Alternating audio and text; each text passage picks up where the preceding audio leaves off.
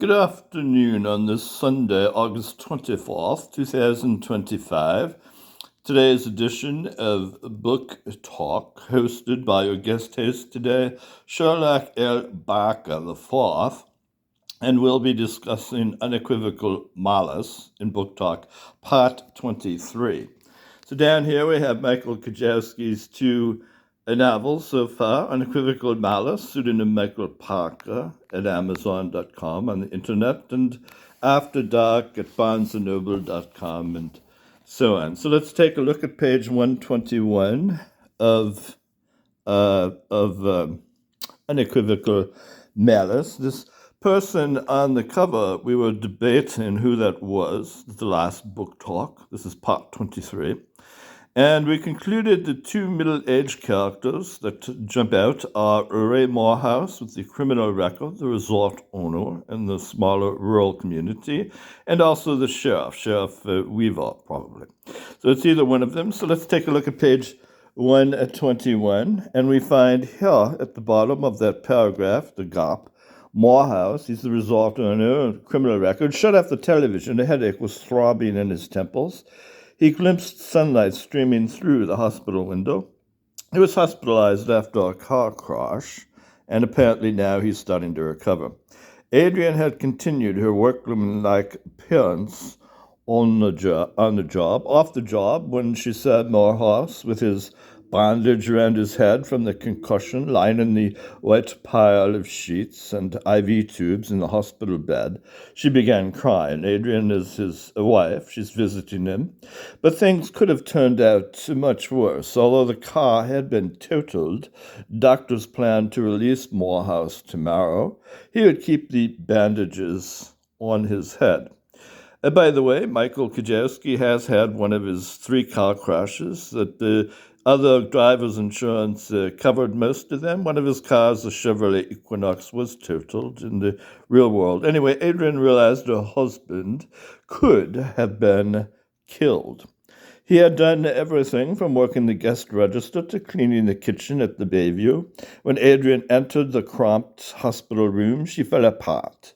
That meant emotionally, they had been fixing up the resort complex, and now this, her husband involved in a collision on the highway. Adrian was relieved his injuries only amounted to a concussion and a banged-up leg, but the Bayview, their home for years, had to be managed.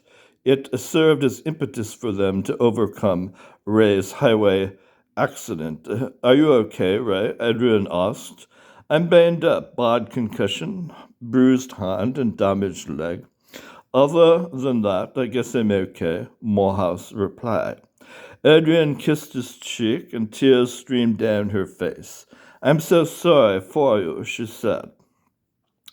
As Morehouse's condition improved that night, he took a brief stroll through the hallway with the help of Elo, the nurse. Morehouse saw a patient's relatives in one of, and let's turn the page here. It's an okay view, summertime there, out there in Wisconsin. And again, continuing the next page, page 122. Let's see if you can see that here. The other rooms, room 520, and the dim lights. He smelled the thick, pungent odor of medication wafting from the room. He heard buzzers, beepers, and rubberized wheels on mobile hospital carts roll down the hallway past the door. Let's see if I can shed some light on this. Morehouse's recovery from the accident continued. Most of his body functions would return to normal.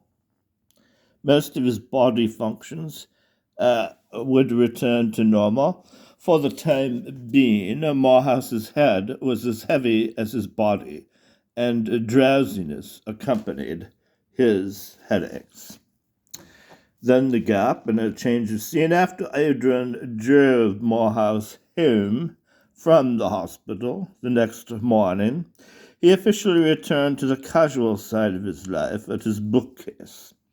Later, Adrian drove him to a bookstore where he purchased A Savage Wilderness by Joe Kovacs. He also read The Observer, that's the local newspaper, and a sports magazine to pass the time. Over a period of days, he would gradually gain strength in his injured arm and leg. In the afternoon, he walked all the way down the access road to Highway 46. He planned to walk every other day, and he talked to two friends of his on the phone, Ralph and Deborah, and to two of their friends whose names he couldn't remember for half hour in the evening. A road construction crew was digging up part of a ditch due to recent storm flooding, and sizable pieces of cement pipe lined the roadway along the embankment. Long rectangles of black asphalt marked the spots where the sewer line had been replaced. Amber lights flashed on the white and yellow road barriers. When Morehouse walked down the road, he experienced a bad headache and half-closed eyes. He drove a trunk of old junk to the town dump. He noticed the lawn crew had done landscaping work, replacing dead plants and flowers in front of the resort. Morehouse, emerging from the shade of the Bayview Resort, hobbled to an outdoor beach chair near the swimming pool. He glanced at the neon sign that read lodging available. The sunshine was speckled with overflowing shadows from the hardwood trees. Sunset was several hours away, and Morehouse owed it to himself to take advantage of the quiet afternoon.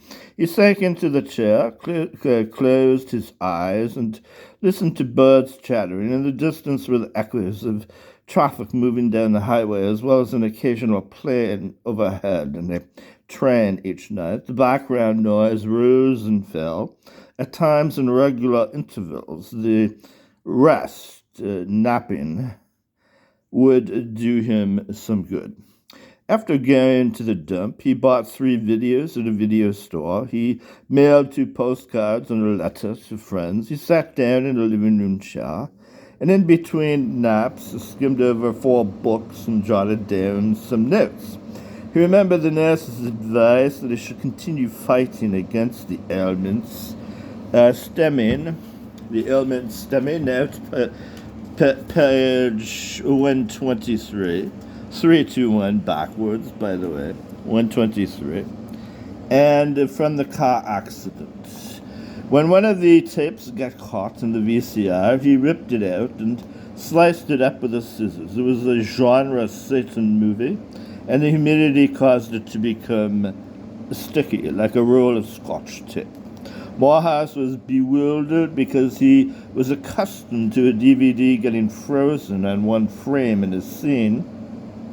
His tapes rarely snapped apart.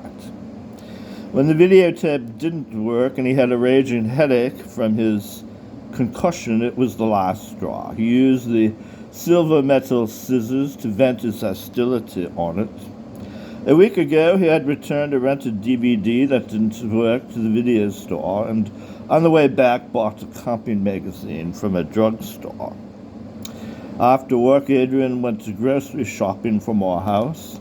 When he ran into Adrian, he repeated his concerns about rude patrons at the library. And there was a break. The next chapter is on page 124, and we get a whole new section of the book, The Past, where we talk about the past not just of Morehouse, but of other characters in Unequivocal Malice. Originally it was at iUniverse, and After Dark originally at Book Locker, both of them at Amazon.com, and I believe After Dark is at BarnesandNoble.com. So once again, this is Sherlock L. Barker, part 23, Malice, the book talk.